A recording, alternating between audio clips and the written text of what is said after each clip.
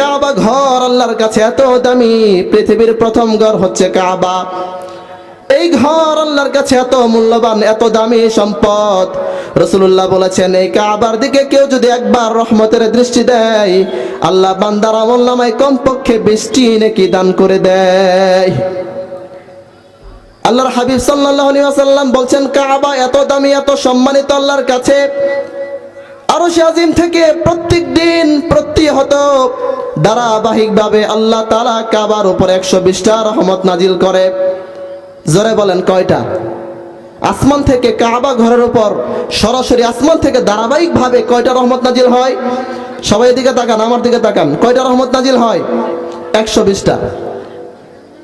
আল্লাহর হাবিব বলছেন, আরবাউনা লিল মুসাল্লিন, ওই 120টা রহমত যে নাজিল হয়, ওই কাবাকে কেন্দ্র করে যারা সালাত আদায় করে, ওই মুসল্লিদের জন্য 40টা সওয়াব।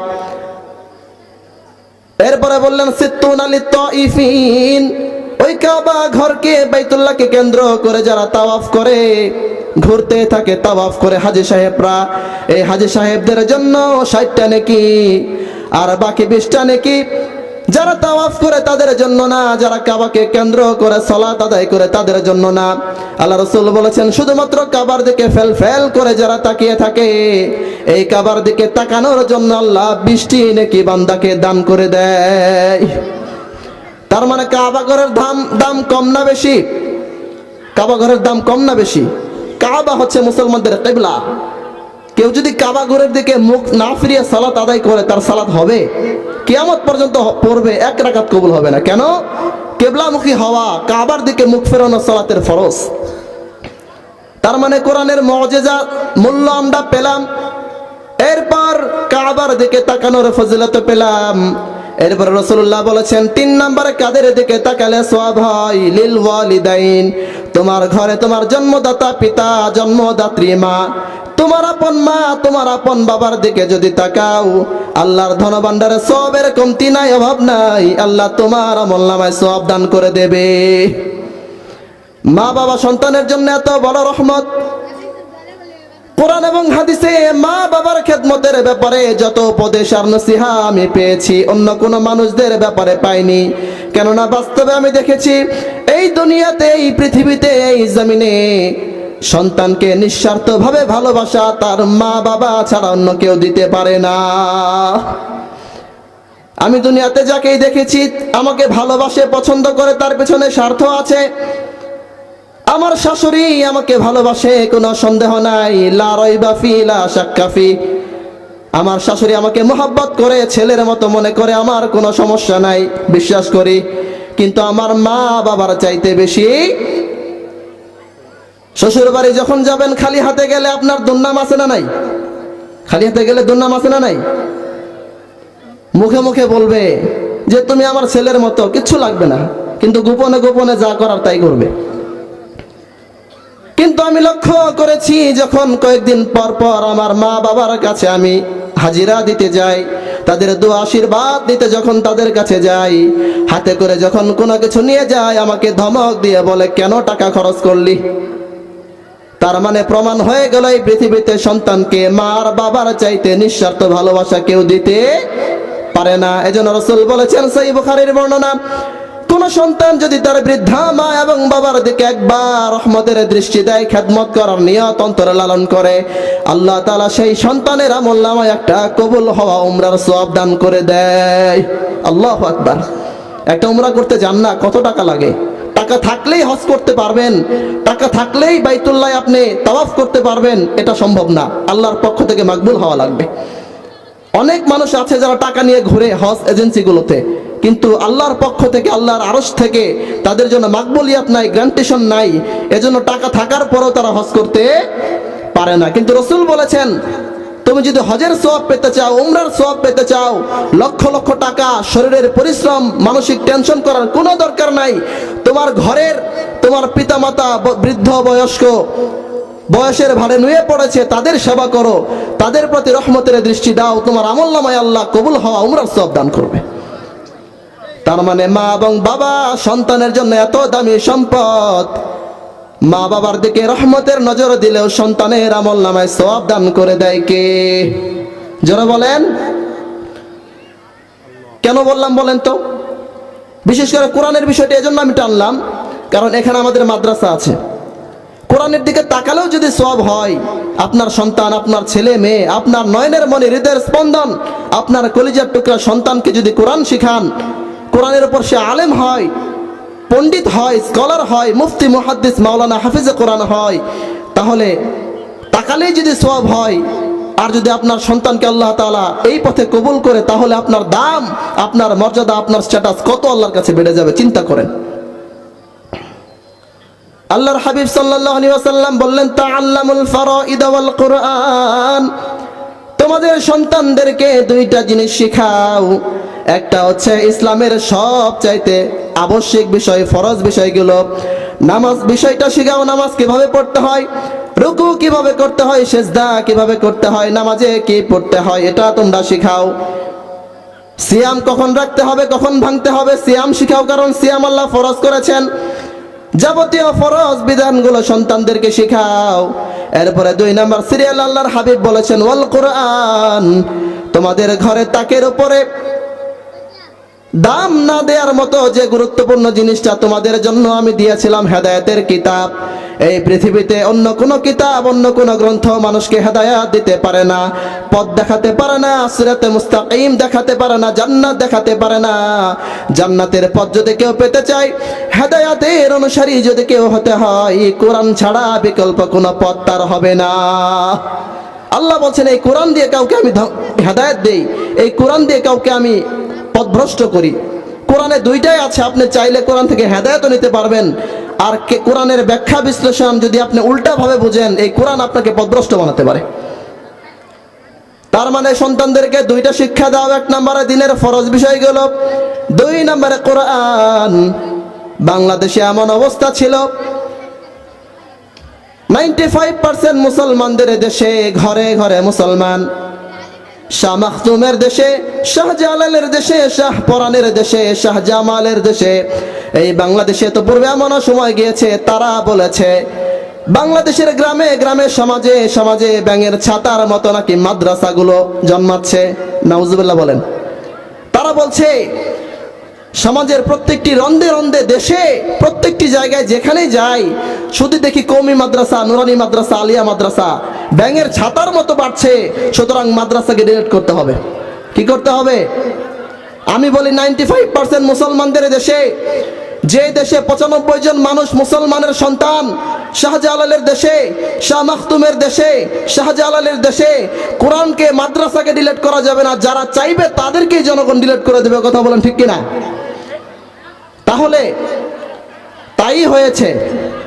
বিগত সময়ে যারা ছিল চেয়ারে, কিভাবে মাদ্রাসা বন্ধ করা যায়, কিভাবে আলেমদেরকে জেলখানায় বন্দী করা যায়, কিভাবে বাকরুদ্ধ করা যায়, আলেমদের কণ্ঠে চাপ দেওয়া যায়, এই চেষ্টা তারা করেছে। কিন্তু আল্লাহর পরিকল্পনা হচ্ছে অন্য। আল্লাহ বলছেন, ওয়া মাকারু ওয়া মাকারাল্লাহ। কাফেররা, নাস্তিকরা, সেকুলাররা প্ল্যানিং করে, চক্রান্ত করে, কিন্তু আল্লাহর একটা কৌশল আছে না নাই? আল্লাহ কি প্ল্যানিং করলেন, আল্লাহ কি কৌশল অবলম্বন করলেন? আল্লাহ তাদের গোষ্ঠী সহ দেশ থেকে তাড়িয়ে দিলেন। আলেমদেরকে আল্লাহ নিয়ে আসছেন ইনশাল্লাহ, যদি আল্লাহ কবুল করে আলেমরা ক্ষমতায় আসবে ইনশাল্লাহ। আমরা সবাই চাই কি চাই না? এই কোরআন দিয়ে দেশ চলুক, এই কোরআনের স্লোগানগুলো সংসদে পাশ হোক, কোরআনের 500 আয়াত প্রতিষ্ঠিত হোক, কোরআনের বিধান অনুযায়ী ফয়সালা হোক। আমরা সবাই চাই কি চাই না? আল্লাহ যেন আমাদের এই ছোট্ট দেশকে ইসলামের দেশ, মুসলিম স্টেট হিসেবে কবুল করে নেয়। সবাই বলেন আমিন। তাহলে মাদ্রাসার গুরুত্ব অবশ্যই বেশি। দিন থাকতো না, ইসলাম থাকতো না, কোরআনের ব্যাখ্যা বিশ্লেষণ আমাদের পর্যন্ত আসতো না, যদি আমাদের সমাজে, দেশে, রাষ্ট্রে মাদ্রাসাগুলো না থাকতো। ঠিক কিনা? মাদ্রাসার গুরুত্ব এত বেশি। ইসলাম, নামাজ, রোজা, দাড়ি, টুপি, পাগড়ি আপনার মাথায় উঠেছে এই মাদ্রাসায় পড়া তলবে আলেমদের মেহনতের কারণে। ঠিক কিনা? তাহলে প্রশ্ন আসতে পারে, হুজুর আরেকটা বিষয় হচ্ছে ইসলামের জ্ঞান অর্জনের, দ্য সোর্স অফ নলেজ, জ্ঞান অর্জনের মৌলিক ভিত্তি হচ্ছে 2টা। কয়টা? কেউ যদি জ্ঞান অর্জন করতে চায়, আলেম হতে চায়, মুহাক্কিক, মুহাদ্দিস, আলেম হতে চায়, স্কলার হতে চায়, 2টা সিলেবাস তাকে অনুসরণ করতে হবে। কয়টা? সবাই বলেন কয়টা? 1 নম্বর হচ্ছে আল কোরআন হুয়া কালামুল্লাহ, আল্লাহর কালাম, আল্লাহর বক্তব্য, এই কোরআনটাকে ফলো করাই লাগবে। 2 নম্বর হচ্ছে ওয়া সুন্নাতি রাসূলিল্লাহ, আল্লাহ রাসূলের সুন্নাত হাদিস তাকে ফলো করতে হবে। এই দুইটা বিষয় যদি কেউ জানে, পড়ে, আমল করে, ইসলাম বলে সে আলেম। সে কি আলেম? তো এখন প্রশ্ন আসতে পারে, হুজুর আমার ছেলেকে মাদ্রাসায় পড়াবো, নুরানি মাদ্রাসায় দিব, দাখিল মাদ্রাসায় দিব, কওমি মাদ্রাসায় দিব, আমার তো নিয়ত ডাক্তার বানানো। কি বানানো? ডাক্তার বানানো। আমি বলি আপনার সন্তানকে ডাক্তার বানান, কোনো সমস্যা নাই। আপনার সন্তানকে ইঞ্জিনিয়ার বানান, কোনো সমস্যা নাই। আপনার সন্তানকে বড় চাকরিজীবী বানান, কোনো সমস্যা নাই। বিদেশ পাঠান, কোনো সমস্যা নাই। সৈনিকে দেন, কোনো সমস্যা নাই। আপনার সন্তানকে প্রথম যে মৌলিক ফরজ শিক্ষা, কোরআনটা শিখাই দেন, হাদিসটা শিখাই দেন। কেন? আপনার এই সন্তান যখন বড় হয়ে ডাক্তার হবে, চেম্বার খুলবে, সিরিয়ালের রোগী দেখবে, আপনার সন্তানের দিলে, অন্তরে, হার্টে যদি আল্লাহর কালাম থাকে, তাহলে অন্যায় অবৈধ পন্থা, তাকে ঘুষ খাওয়ে, তাকে অন্যায়ভাবে পিটিয়েও কেউ অবলম্বন করাতে পারবে। 2 টাকা লাভের জন্য অন্য কোম্পানির ওষুধ সে সাজেস্ট করবে না। 2 টাকা লাভের জন্য রোগীদেরকে অবহেলা করবে না, অযত্ন করবে না, যদি আল্লাহর কালামটা তার থাকে। এরপরে আমি বলি আপনার সন্তানকে ইঞ্জিনিয়ার বানান, কোনো সমস্যা নাই। যখন সে কনস্ট্রাকশনের কাজগুলোতে যাবে, নির্মাণের কাজগুলোতে যাবে, বড় বড় বিল্ডিং তৈরি করবে, তখন সে বিল্ডিং তৈরি করার সময় রডের বদলে বাঁশ দেবে না। আমাদের বাংলাদেশে এরকম 2-1 ইঞ্জিনিয়ার আছে না নাই, যে রডের বদলে বাঁশ দেয়? আছে না নাই? আপনার সন্তান অন্তরে যদি কোরআনটা থাকতো, আল্লাহ রাসূলের সুন্নাত থাকতো, আমল থাকতো, আমি মনে করি রডের বদলে বাঁশ হতো না, রডের বদলে রডই দিত। ঠিক কি না? আল্লাহর কালাম রাসূলুল্লাহর সুন্নাত হাদিসগুলো যদি আপনার সন্তানে থাকতো, আর মাদ্রাসায় পড়ানোর মাধ্যমে যদি এই এলেমগুলো আপনার সন্তানের হার্টে আপনি প্রতিস্থাপন করতেন, সে যখন বড় বড় জায়গায় চাকরি করবে, বড় বড় দায়িত্ব গ্রহণ করবে, আল্লাহি, আল্লাহর কসম করে বলতে পারি মুসলমান, তাকে পিটিয়েও ঘুষ খাওয়ানো যাবে না। আমাদের সমাজে ব্রাইব সিস্টেম, ঘুষের ব্যবহার আছে না নাই? নিস্টেবিলের লেনদেন আছে না নাই? সুদ আছে না নাই? যদি সে কোরআন জানতো, যদি সে সুন্নাহ জানতো, ইসলামের মৌলিক বিধানগুলো জানতো, আচ্ছা বলেন, এই মানুষটার পক্ষে কখনো সুদ খাওয়া কি সম্ভব হতো? ঘুষ খাওয়া সম্ভব হতো? হতো না। তাহলে কোরআন এবং সুন্নাহর জ্ঞানে যারা জ্ঞানান্বিত হবে না, তারাই দুর্নীতি করবে, তারাই সুদ খাবে। আপনাদেরকে একটা কথা বলে রাখি, বাংলাদেশের বড় বড় জায়গাগুলোতে যারা দায়িত্ব নিয়ে বসে আছেন, আপনারা কি মনে করেন যারা দুর্নীতি করে, টেন্ডারবাজ, ভোটচোর, অন্যায়কারী, জুলুমকারী, স্বেচ্ছাচারী, এরা কি মনে করেন মূর্খ মানুষ? একটাও মূর্খ না, আল্লাহ, একটাও মূর্খ না। এরা সবচাইতে বড় শিক্ষার কাতার আছে। এক একটা doctorate, PhD holder, MBBS, FCPS, MPhil করা, মাস্টার্স করা মানুষ দায়িত্বে আছে। এত শিক্ষিত হওয়ার পরেও তারা দুর্নীতি করে, ঘুষ খায়, চাঁদাবাজি করে, ভোট চুরি করে, দুর্নীতি করে, জুলুম করে মানুষের ওপর। কেন? কারণ তারা শিক্ষা শিখেছে কুশিক্ষা, নৈতিকতা শিক্ষা, সুশিক্ষা শিখে নাই। প্লে থেকে মাস্টার্স পর্যন্ত একটা ছেলে শিক্ষিত হচ্ছে, এডুকেটেড হচ্ছে, কিন্তু তার সিলেবাসে কোরআন নাই, হাদিস নাই। এখন বলেন, শিক্ষা হলেই হবে না, শিক্ষার সাথে সুশিক্ষা দরকার আছে। আর সুশিক্ষা শিক্ষিত করতে পারে কোরআন এবং হাদিস। দুনিয়ার কোন তন্ত্র মন্ত্র, মানুষের আইন দিয়ে মানুষকে শিক্ষা করার পর, শিক্ষিত হওয়ার পর তাকে ঘুষ থেকে, সুদ থেকে বাঁচানো সম্ভব নয়। আপনার সন্তান সুদ থেকে, ঘুষ থেকে, অন্যায় থেকে বাঁচতে পারবে তখন যখন তার শিক্ষার সাথে, তার যোগ্যতার সাথে, তার ইলম কালামের সাথে কোরআন এবং সুন্নাহর বিষয়গুলো থাকবে, তখন সে অন্যায় থেকে বাঁচতে পারবে। না হলে এই শিক্ষিত দিয়ে দেশ এবং জাতির দুর্দশা ছাড়া, ধ্বংস ছাড়া বিকল্প কোনো অবলম্বন হবে। সুতরাং আমরা আপনাদের কাছে আহ্বান করব, অনুরোধ করব, আপনাদের সন্তানদেরকে মাদ্রাসায় দেন। এরপর আপনি ডাক্তার বানান, ইঞ্জিনিয়ার বানান, বুয়েটে পড়ান, ইউনিভার্সিটিতে পড়ান, কোনো সমস্যা নাই। আমরা নিজেরাও ইউনিভার্সিটির ছাত্র। আপনি যে লেভেলে দেন, যে সেক্টরে দেন, যে স্তরে পড়ান, যেখানেই পড়ানোর নিয়ত রাখেন, সমস্যা নাই। আপনি এখানে 1 থেকে ক্লাস 5 পর্যন্ত পড়ান, এরপরে আপনি দাখিল মাদ্রাসায় দেন, এরপরে চাইলে আপনি কমিতে দিতে পারেন। সে সব করতে পারবে, সে টিএনও হতে পারবে, এসপি হতে পারে, এরপরে সেনাবাহিনীর কমান্ডার হতে পারবে, ডাক্তার হতে পারবে, ইঞ্জিনিয়ার হতে পারবে, বড় সৈনিক হতে পারবে, বড় চাকরিওয়ালা হতে পারবে, সব হতে পারবে। আমাদের সন্তানদেরকে ইনশাআল্লাহ এই প্রতিষ্ঠানগুলোতে দিব ইনশাআল্লাহ। আল্লাহ আমাদের তৌফিক দান করে দেন, পড়েন আমিন। তাহলে অনেকে প্রশ্ন করে, হুজুর লেখাপড়া করাতে হবে দুনিয়ার বিষয়। আমি বলি লেখাপড়া পুরোপুরি দুনিয়ার বিষয় বললে ভুল হবে, কারণ যে লেখাপড়াতে কোরআন এবং হাদিস আছে, আল্লাহর কথা এবং রাসূলুল্লাহর বাণী পাওয়া যায়, সেটা কখনো দুনিয়ার পড়া হতে পারে না। সেটাই হচ্ছে মৌলিক আখিরাতের পড়া। লেখাপড়ার দলিল কোথায় পাবেন? আমি আপনাদের কাছে প্রশ্ন করতে চাই, কোরআনে সব কিছুর সমাধান আছে না নাই? বলেন, সবাই উত্তর দেন, আওয়াজ দেন। একজন মনোযোগী শ্রোতা একজন ভালো বক্তা তৈরি করতে পারে। একজন মনোযোগী শ্রোতা একজন ভালো বক্তা তৈরি করতে পারে। আপনাদের আওয়াজ যখন আমার কানে আসবে বা বক্তার কানে আসবে, তার স্পিরিট, তার উদ্দীপনা আরো বেড়ে যাবে, ঠিক কি না? আপনারা আওয়াজ দিবেন ইনশাআল্লাহ। এখন বলেন যে লেখাপড়ার দলিল কোরআনে আছে না নাই? হাদিসে আছে না নাই? লেখাপড়ার দলিল কোথায় পাবেন?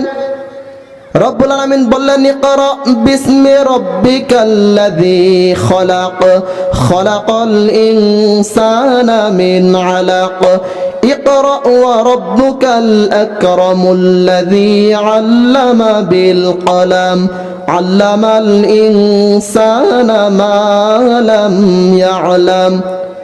সূরা আলাক। কোন সূরা? সূরা আলাকের প্রথম 5টি আমি আয়াত তেলাওয়াত করেছি। এটা হচ্ছে এমন সূরা যে সূরাটা আল্লাহ তাআলা গোটা 30 পারার ভিতরে সর্বপ্রথম হেরা গুহাতে আমাদের নবীজি রহমাতুল লিল আলামিন, সাইয়্যিদুল আম্বিয়া, সাইয়্যিদুল মুরসালিন, সাইয়্যিদুল কাউনাইন জনাবে মুহাম্মদুর রাসূলুল্লাহ সাল্লাল্লাহু আলাইহি ওয়াসাল্লামের উপর সর্বপ্রথম এই 5টা আয়াত একবার নাজিল করেছেন।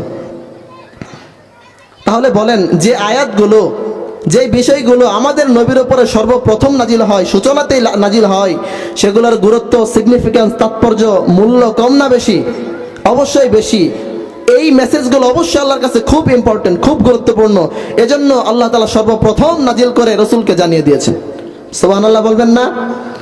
আল্লাহ বলছেন, ইকরা বিসমি রাব্বিকাল্লাযী খলাক, read in the name of your lord who is created. আল্লাহ বলছেন, ও নবী মুহাম্মদ সাল্লাল্লাহু আলাইহি ওয়াসাল্লাম, আপনি পড়ুন, আপনি লেখাপড়া করুন আপনার রবের নামে।